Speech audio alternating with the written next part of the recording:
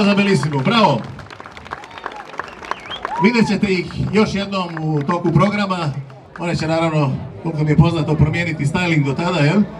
A obaveza je organizatora da vam saopšti ko je sve pomogao održavanja 16. po redu manifestacije Ribarsko veče Begova 2015. Pamtite po nešto od ovog, treba će vam kasnije kad bude nagrada igra. Dakle, na prvom mjestu turistička organizacija Kotor.